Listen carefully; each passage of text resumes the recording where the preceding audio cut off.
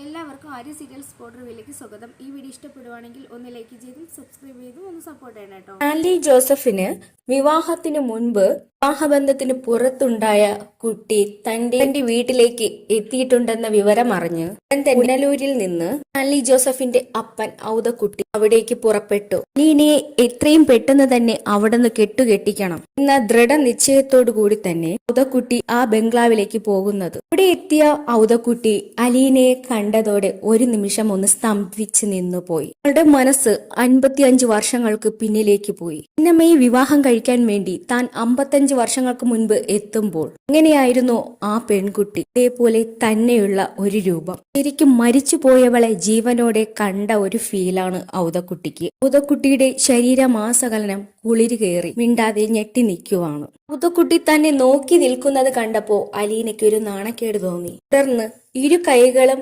കൂപ്പിക്കൊണ്ട് ഔദക്കുട്ടിക്ക് നമസ്കാരം നൽകി. Ang Lee Joseph അതിനിടയ്ക്ക് തന്നെ ഔദക്കുട്ടിയെ അലീനയ്ക്ക് പരിചയപ്പെടുത്തി കൊടുത്തു. തമ്മിൽ സംസാരിക്ക്, ഞാൻ അല്പം കഴിഞ്ഞു വരാം പറഞ്ഞിട്ട് അയാൾ മുറിവിട്ട് പുറത്തേക്ക് പോയി. അലീനയോട് എന്തു പറയണമെന്നറിയാതെ ഔദക്കുട്ടി അവളുടെ മുഖത്ത് തന്നെ നോക്കി നിന്നു. സ്റ്റാൻലിയുടെ വീട്ടിലേക്ക് വന്ന് അലീനയെ പടിയിറക്കാൻ തീരുമാനിച്ച ഔദക്കുട്ടി അതിൻ്റെതായ എല്ലാ ഗൗരവത്തോടും കൂടിയാണ് അവിടേക്ക് എത്തിയത്. എന്നാൽ അലീനയെ ഒരു നിമിഷം കണ്ടു കഴിഞ്ഞപ്പോ ഔദക്കുട്ടിയുടെ മനസ്സൊന്ന് തണുത്തു കഴിഞ്ഞു.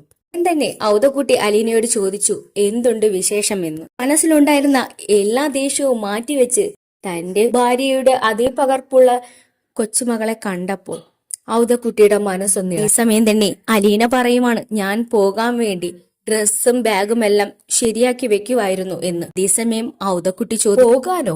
എവിടേക്ക്? എങ്ങോട്ട് പോകണമെന്ന് എനിക്കറിയില്ല, പക്ഷേ അൻ്റപ്പ ചേട്ടൻ എന്നോട് പറഞ്ഞു പോകാൻ ഒരുങ്ങിയിരുന്നോളാൻ. ഈ സമയം തന്നെ അലീന പറയുവാണ്, ആൻ്റപ്പൻ ചേട്ടൻ പറഞ്ഞിട്ടുണ്ട് അപ്പച്ചൻ ഇങ്ങോട്ടേക്ക് എത്തുന്നുണ്ട്, അപ്പച്ചൻ വന്നു കഴിഞ്ഞാൽ എന്നെ ഇവിടെ നിന്ന് പറപ്പിച്ചു കളയുമെന്ന്. അതുകൊണ്ട് തന്നെ ഞാൻ നേരത്തെ റെഡിയായി നിൽക്കുവാണ്.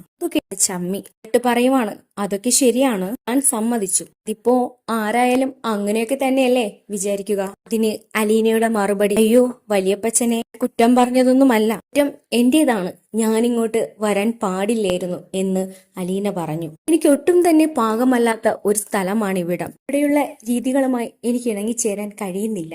അപ്പ എനിക്ക് വേണ്ടി വാങ്ങിവെച്ച ഡ്രസ്സ് പോലും എനിക്ക് പാകമല്ലായിരുന്നു. സത്യം പറഞ്ഞാൽ ഞാൻ ഇവിടെ ഒരു അനാവശ്യ സാധനമാണ്. വലിയൊരു ഇരുമ്പ് കടയിൽ ഒരു പ്ലാസ്റ്റിക് പാവക്കുട്ടി പൊതിഞ്ഞു വെച്ചിരിക്കും പോലെ. അത് കേട്ട് ഔദക്കുട്ടി ചിരിക്കുവാണ്. കൊള്ളാലോ, അത്രയ്ക്ക് മോശമാണോ ഈ സ്ഥലം? സ്ഥലം മോശമല്ല, കാലാവസ്ഥയും ചുറ്റുപാടുകളുമാ. ഒരു ചെടി കൊണ്ടുവന്ന് നട്ടുവെച്ചാൽ അത് വേര് പിടിച്ചു പോകും. പക്ഷേ ഒരു മരം പറിച്ചു കൊണ്ടുവന്ന് നട്ടാലോ? എത്രയൊക്കെ വെള്ളവും വളവും കൊടുത്താലും വേരുകളെല്ലാം ചീഞ്ഞ് ശിഖരങ്ങളൊക്കെ ഉണങ്ങി ഇലകളെല്ലാം കൊഴിഞ്ഞ് ആ മരം നശിക്കും. നിൽക്കുന്ന സ്ഥലവും വൃത്തികേടാവും. അതിനുവേണ്ടി ചെയ്ത എല്ലാ സഹായങ്ങളും വെറുതെയാകും. ഔദക്കുട്ടി മിണ്ടാതെ തന്നെ അലീന പറയുന്നതെല്ലാം കേട്ടുകൊണ്ട് നിൽക്കുവാണ്. ഈ സമയം തന്നെ വീണ്ടും അലീന പറയുവാണ്, അതുകൊണ്ട് തന്നെ വല്യപ്പച്ചൻ എന്നെ പറഞ്ഞു വിട്ടാൽ എനിക്കതിൽ സന്തോഷം മാത്രമേ ഉള്ളൂ. ഞാനിവിടെ താമസിക്കുന്നത് കൊണ്ട് ആർക്കും ഒരു ഉപയോഗവും ഇല്ലെങ്കിൽ ഇവിടെ നിൽക്കുന്നത്, ഞാനിവിടേക്ക് വരുന്നതിൽ കുറച്ചു പേർക്ക് ഇഷ്ടമില്ലാത്ത കാര്യം എനിക്കറിയാം. അപ്പയുടെ ഭാര്യ, മക്കൾ, ബന്ധുക്കൾ, എല്ലാ കാര്യങ്ങളും എനിക്ക് മനസ്സിലാകും. പക്ഷെ കലപ്പാട്ടൂരിലെ അച്ഛൻ ഇവിടേക്ക് കൊണ്ടുവന്ന് വിട്ടതാ എന്നെ. അതുകൊണ്ട് തന്നെ ഒരു ഗുണമുണ്ടായി. എന്റെ പപ്പയും വലിയപ്പച്ചനെയൊക്കെ എനിക്ക് കാണാൻ കഴിഞ്ഞു. അതുതന്നെ വളരെ സന്തോഷമായ ഒരു കാര്യമാണ്. ഞാൻ ഇവിടെ നിന്ന് പോയിക്കോളാം. വാസ്തവത്തിൽ അലീനയുടെ ഭാഗത്തു നിന്നും ഔദക്കുട്ടി ചായൻ ഇതൊന്നുമല്ല പ്രതീക്ഷിച്ചത്. ശത്രുപാളയത്തിൽ എന്ന പോലെ നുഴഞ്ഞു കയറിയ ഒരു പെണ്ണ്. അവൾ ലാലിച്ചന്റെ മകളായിരിക്കാം. എന്നാൽ അവളുടെ വരവിന്റെ ഉദ്ദേശശുദ്ധിയെ സംശയിക്കണം. ഒരു വിഷവിത്തായി എല്ലായിടത്തും പടർന്നു കയറരുത്. എന്തെങ്കിലും കൊടുത്ത് ആ ശല്യത്തെ ഒന്ന് ഒഴിവാക്കണം. ഈ ചിന്തകളോട് കൂടിയാണ് ഔദക്കുട്ടി അവിടേക്ക് വന്നത്. എന്നാൽ ഇപ്പോ എല്ലാം തകിടം മറിഞ്ഞിരിക്കുവാണ്. പോലെയുള്ള ഒരു പെൺകിടാവ്, അവൾക്ക് സ്വാർത്ഥ ലക്ഷണങ്ങൾ ഒന്നും തന്നെയില്ല. ഒട്ടുമിണങ്ങാത്ത ഈ സ്ഥലത്തു നിന്ന് കുഞ്ഞു പോയാൽ മതി അവൾ. ഔദക്കുട്ടി ചായൻ പറയുകയാണ്, വന്ന് ചൂലെടുത്ത് നിന്നെ അടിച്ചോടിക്കാൻ വേണ്ടി വന്നതല്ല വലിയപ്പച്ചൻ. അവളിരിക്കെ, എനിക്ക് നിന്നോട് കുറച്ച് സംസാരിക്കാനുണ്ട്. അതേസമയം തന്നെ അലീന ചോദിക്കുവാണ്, വല്യപ്പച്ചന് എന്താ കുടിക്കാൻ വേണ്ടത്? കുടിക്കാനൊക്കെ അവൻ തന്നു. കേട്ടുകൊണ്ട് ചെറുപ്പത്തിൽ ചെറുപ്പക്കാർ എല്ലാവരും കൂടെ കള്ളു കുടിച്ചിട്ട് പാതിരാത്രി കയറി വരും. വീട്ടിലേക്ക് എത്തുമ്പോൾ ചിന്നമ്മ നോക്കാറുള്ള അതേ നോട്ടം തന്നെ അലീന മോള് തന്നെ നോക്കുന്നത് ഔദക്കുട്ടി ചായൻ മനസ്സിലാക്കി. നോട്ടത്തിൽ പരിഭവമുണ്ട്, സങ്കടമുണ്ട്, ശാസനയുണ്ട്, അല്പം ദേഷ്യവുമുണ്ട്. പിന്നെയും പിന്നെയും വേർതിരിക്കാൻ കഴിയാത്ത അനേകായിരം അർത്ഥങ്ങളുണ്ട്. കുട്ടിച്ചായൻ പഴയൊരു ഓർമ്മയിൽ മന്ദഹസിച്ചുകൊണ്ട് പറയുകയാണ്, എന്തായാലും ലാലിച്ചന്റെ മകളാണല്ലോ നീ. അതേസമയം അലീന കൗതുകത്തോടെ തന്നെ ചോദിച്ചു, ലാലിച്ചനോ? സ്റ്റാൻലിക്ക് ചിന്നമ്മയിട്ട പേരാണത്. ചിന്നമ്മയെന്ന് വെച്ചാ നിന്റെ വലിയമ്മച്ചി. പാവം മരിച്ചുപോയി. ചിന്നമ്മയിട്ട പേരാണ് സ്റ്റാൻലിക്ക് ലാലിച്ചനെന്ന്. ശരി, ആദ്യമൊക്കെ ചിന്നമ്മയാണ് ആ പേര് വിളിച്ചത്. പിന്നെ നമ്മളും വിളിക്കാൻ തുടങ്ങി ലാലിച്ചൻ. അലീന മൃദുവായി ആ പേരൊന്ന് ഉച്ചരിച്ചു. ഇപ്പഴം പോലത്തെ പേര്. പക്ഷേ പേരും ആളും തമ്മിൽ യാതൊരു തരത്തിലുമുള്ള പൊരുത്തവുമില്ല. കേണൽ സ്റ്റാൻലി ജോസഫ് എന്ന പേര് തന്നെയാണ് വരുന്നതെന്ന് പറഞ്ഞു നിർത്തുന്നുണ്ടായിരുന്നു അലീന. കുട്ടിച്ചായൻ അത് കേട്ട് ഒന്ന് ഉറക്കെ ചിരിച്ചു. ഒന്നുമല്ലായിരുന്നു അവന്റെ സ്വഭാവം. കുട്ടിച്ചായൻ ചിരിച്ചുകൊണ്ട് പറഞ്ഞു, കടുവയല്ലായിരുന്നോ? കടുവ. ദോഷം പറയരുതല്ലോ. എന്റെ ചെറുപ്പത്തിലെ സ്വഭാവം തന്നെയാ ലാലിച്ചന് കിട്ടിയിരിക്കുന്നത്. അപ്പോൾ വീണ്ടും അലീന ചിരിച്ചുകൊണ്ട് പറഞ്ഞു, അപ്പോ ഒരു വീട്ടിൽ 2 കടുവകൾ ആയിരുന്നുവെന്ന് ചുരുക്കം. കുട്ടിച്ചായൻ നിയന്ത്രണം വിട്ട് വീണ്ടും വീണ്ടും ചിരിച്ചു. എന്നിട്ട് കുട്ടിച്ചായൻ ചോദിക്കുവാണ് അലീനയോട്, അവൻ എങ്ങനെയാ ഒരിക്കലും കാണാത്ത നിന്നോട് സ്നേഹമുണ്ടായത്? എനിക്ക് അതിശയം. പണ്ടാരോടും ഒരു മമതയും ഇല്ലാത്തവനായിരുന്നു. ഇപ്പോ അങ്ങനെയൊന്നുമല്ല. പ്രത്യേകിച്ച് എന്നോടിപ്പോ ഒരു ഇഷ്ടവും ഇല്ല. അതേസമയം ഔതക്കുട്ടി പറയുവാണ്, മോളെ, അവന്റെ ഉള്ളു കണ്ടവര് ആരും തന്നെ ഇല്ല. സ്നേഹമെന്ന് നമ്മൾ വിചാരിക്കുമ്പോ അവന് ദേഷ്യമായിരിക്കും, ദേഷ്യമാണെന്ന് വിചാരിക്കുമ്പോ സ്നേഹവുമായിരിക്കും. എന്നോട് മാത്രമേ അവന് ഇത്തിരി മയമുള്ളൂ. ബാക്കിയുള്ളവർക്ക് അവനോട് മിണ്ടാൻ തന്നെ പേടിയാ. അയ്യോ, ഞാൻ ഏതാണ്ട് അധിക പ്രസംഗമൊക്കെ പറഞ്ഞോ? പക്ഷെ എന്നെ വഴക്കൊന്നും പറഞ്ഞില്ല എന്ന് അലീന പറയുവാണ്. അതേസമയം ഔതക്കുട്ടി പറയണം, അതല്ലേ മോളെ ഞാൻ പറഞ്ഞത്, അവന് നിന്നോട് എന്തോ അലിവ് തോന്നിയിട്ടുണ്ട്. വലിയപ്പച്ചൻ എന്നെ മോളേന്നൊന്നും വിളിക്കണ്ട.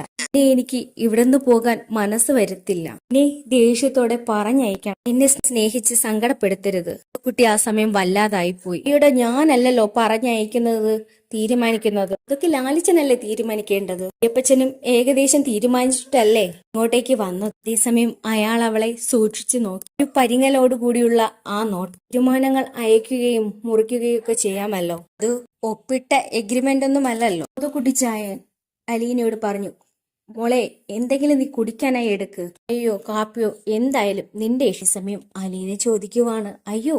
കുട്ടിച്ചായ ഒന്ന് രുചിച്ചു നോക്കിയാ ഇതിന്റെ പാകം എന്താണെന്ന് ഈ കൊച്ചിനോട് ചോദിച്ച് മനസ്സിലാക്കി വെക്ക് എന്ന് ലൂസിനോട് ഔതക്കുട്ടിച്ചായൻ പറയുകയാണ്. അലീന അതേസമയം തന്നെ ഔതക്കുട്ടിച്ചായനോട് പറയുവാണ്, ഓ, എന്നെ കളിയാക്കുമായിരുന്നു അല്ലേ? എന്ന് വെച്ചോ, ഇനി ഇങ്ങനത്തെ ചായ മതി. നീ തന്നെ ഇട്ടു തരികയും വേണം. കള്ളു കുടിച്ച വയറ്റിലോട്ട് ചായ പോകുമ്പോൾ പിരിഞ്ഞു പോകത്തില്ലേ? ഇപ്പച്ച പാല് പിരിയുന്നത് പോലെ അത് പിരിഞ്ഞത്തില്ലേ? പിരിഞ്ഞു പോകട്ടെ, ആർക്കാ ചെയ്ത നമ്മ ഉണ്ടാക്കി തന്ന എന്തുമാത്രം ചായയാ അങ്ങനെ പിരിഞ്ഞു പോയിരിക്കുന്നത്. അത് പറയുമ്പോ ഔതക്കുട്ടിയുടെ മുഖത്ത് സംതൃപ്തിയുടെ ചിരിയുണ്ടായിരുന്നു. ചായ കുടിച്ച ആ കപ്പ് അയാൾ അലീനയ്ക്ക് നൽകി. ഞാൻ ലാലിച്ചനെ ഒന്ന് കണ്ടേച്ചു വരാം. അയാൾ സ്റ്റാൻലിയുടെ മുറിയിലേക്ക് പോയി. സ്റ്റാൻലി മേശപ്പുറത്ത് മദ്യക്കുപ്പികൾക്കിടയിൽ ഇരിക്കുവാണ്. ഔതക്കുട്ടിച്ചായൻ കുപ്പി എടുത്തു നോക്കി. ഇത് പകുതി ആയല്ലോ ലാലിച്ച. അപ്പച്ചന് ഒരെണ്ണം കൂടി ഒഴിക്കട്ടെ? വേണ്ട വേണ്ട, എനിക്ക് ഒന്നും തന്നെ വേണ്ട. ഇങ്ങനെ പറഞ്ഞുകൊണ്ട് ഔതക്കുട്ടിച്ചായൻ സെറ്റിയിലേക്ക് തന്നെ ഇരുന്നു. എന്നിട്ട് പറയുകയാണ്, ലാലിച്ച, നിന്റെ കുടി കുറയ്ക്കണം. പെൺകൊച്ച് ഈ വീട്ടിലുള്ള കാര്യം നിനക്ക് ഓർമ്മ വേണം. അവൾക്കാണെങ്കിൽ കുടിക്കുന്നവരെയും വലിക്കുന്നവരെയും ഒന്നും തന്നെ ഇഷ്ടമല്ല എന്നാ എന്നോട് പറഞ്ഞത്. അപ്പച്ചൻ ഇതിനിടയ്ക്ക് അവളോട് ഇതൊക്കെ സംസാരിച്ചു? ഓ, സംസാരിച്ചു. അത് ശരി. സംസാരിച്ചിട്ട് എന്ത് തോന്നി? സകല കണക്ക് കൂട്ടലുകളും അവള് തെറ്റിച്ചു കളഞ്ഞു. ഞാൻ കരുതിയത് എങ്ങാണ്ടെന്നും വലിഞ്ഞു കയറി വന്ന ഒരു അനാഥ പ്രേതമേ. ഇവൾ എന്തൊരു മിടുക്കി പെൺകുട്ടിയാ. നിന്റെ മോള് തന്നെയാ, അതെനിക്ക് ഉറപ്പായി. അപ്പൊ ഇനി സംശയമൊന്നുമില്ലല്ലോ എന്ന് സ്റ്റാൻലി ചോദിച്ചു. എനിക്ക് യാതൊരു സംശയവും. അതല്ല ലാലിച്ച, എനിക്ക് സംശയം. എന്റെ അമ്മയുണ്ടല്ലോ, ചിന്നമ്മ, അവൾ എവിടെ പോയെന്ന് നോക്കണ്ട. അതേ രൂപം, അതേ നോട്ടം, അതേ ചിരി, അതേ വർത്തമാനം, ഇതെല്ലാം അതേപടി തന്നെ അവൾക്കുണ്ട്. കുട്ടിച്ചായൻ ആ കാര്യം ആത്മസംതൃപ്തിയോടെ തന്നെ സ്റ്റാൻലിയോട് പറഞ്ഞു. നീ അവളോട് കുറച്ച് സ്നേഹത്തോടെ തന്നെ പെരുമാറണം. ഇതിന്റെ ഒരു സങ്കടം അവൾക്കുണ്ട്. അപ്പോ അപ്പച്ചൻ അവളെ പറഞ്ഞയക്കാൻ വേണ്ടിയല്ലേ ഇങ്ങോട്ടേക്ക് വന്നത്? ഒക്കെ ശരിയാ, പക്ഷെ അതൊന്നും കൂടെ ആലോചിച്ചിട്ട് മതി. സമയമുണ്ടല്ലോ നമ്മുടെ മുൻപിൽ. സമയമില്ലല്ലോ അപ്പച്ച എന്ന് സ്റ്റാൻലി. അപ്പച്ചൻ ഉടൻ തന്നെ തിരിച്ചു പോകണ്ടേ? എടാ, എനിക്ക് ധൃതിയൊന്നുമില്ല. അല്ല, ഉച്ച കഴിഞ്ഞിട്ട് പുനലൂരിൽ പോയിട്ട് എന്തോ പരിപാടി ഉണ്ടെന്നല്ലേ പറഞ്ഞത്? അങ്ങനെ പറഞ്ഞോ? ആ, പറഞ്ഞു. എന്നാ ഞാൻ ആ പരിപാടി അങ്ങ് മാറ്റി. എനിക്ക് നാളെ പോയാലും മതി. ഔതക്കുട്ടിച്ചായന്റെ മുഖത്ത് കപടമുഖം ഒളിഞ്ഞു. അങ്ങനെയാണെങ്കിൽ ഒരെണ്ണം കൂടെ ഒഴിക്കട്ടെ എന്ന് സ്റ്റാൻലി ചോദിച്ചു. എനിക്ക് വേണ്ടെന്ന് ഞാൻ പറഞ്ഞില്ലേ. കുട്ടിച്ചായൻ പെട്ടെന്ന് തന്നെ ചാടി എഴുന്നേറ്റു. എന്നിട്ട് പറയുകയാ, ഞാൻ അവളുടെ അടുത്ത് വർത്തമാനം പറഞ്ഞു തീർന്നിട്ടില്ല. അങ്ങോട്ടേക്ക് ചെല്ലട്ടെ കേട്ടോ. അവളോട് സംസാരിക്കുമ്പോ സൂക്ഷിക്കണം കേട്ടോ അപ്പച്ച. അവൾ ഓർക്കാപ്പുറത്ത് ചില ചോദ്യങ്ങളൊക്കെ അപ്പച്ചനോട് ചോദിക്കും. അതേസമയം അച്ഛൻ വിഷമിച്ചു പോകുമേ. അതേസമയം ഒരു കുസൃതി ചിരിയോടുകൂടി കുട്ടിച്ചായൻ പറയുകയാണ്, പെൺകുട്ടികളായാൽ അങ്ങനെ തന്നെ വേണം ലാലിച്ച. തുടർന്ന് ഔതക്കുട്ടിച്ചായൻ വീണ്ടും അലീനയുടെ അടുത്തേക്ക് പോയി. സ്റ്റാൻലി ഒരു കുപ്പി കുറച്ച് മദ്യം കൂടെ ഗ്ലാസ്സിലേക്ക് ഒഴിച്ചു. അതേസമയം സ്റ്റാൻലി പറഞ്ഞു മനസ്സിൽ, അപ്പച്ചൻ നാളെയും പോകത്തില്ല, നാളും പോകത്തില്ല. അങ്ങനെ സ്റ്റാൻലിക്ക് മനസ്സിലായി കഴിഞ്ഞു ഔതക്കുട്ടിച്ചായന് അലീനയെ വളരെ ഇഷ്ടമായി. ബംഗ്ലാവിൽ നിന്ന് ആ അനാഥ പെൺകുട്ടിയെ പറഞ്ഞയക്കാൻ വന്ന ഔതക്കുട്ടിച്ചായൻ അവളുടെ മുന്നിൽ കീഴടങ്ങുകയാണ്. ഔതക്കുട്ടിച്ചായന്റെ പ്രിയങ്കരിയായി മാറിക്കഴിഞ്ഞിരിക്കുന്നു. ഒരിക്കലും അവളെ പിരിയാൻ കഴിയാതെ ഔതക്കുട്ടിച്ചായൻ അവളോട് കൂടുതലായി വാത്സല്യത്തോടെ സംസാരിക്കാൻ തുടങ്ങി. ഇനി ഇത്രയൊക്കെ കാണിച്ചുകൊണ്ടാണ് ഈ എപ്പിസോഡ് കഴിയുന്നത്. ഈ വീഡിയോ ഇഷ്ടപ്പെടുവാണെങ്കിൽ ഒന്ന് ലൈക്ക് ചെയ്തും സബ്സ്ക്രൈബ് ചെയ്തും ഒന്ന് സപ്പോർട്ട് ചെയ്യണേ.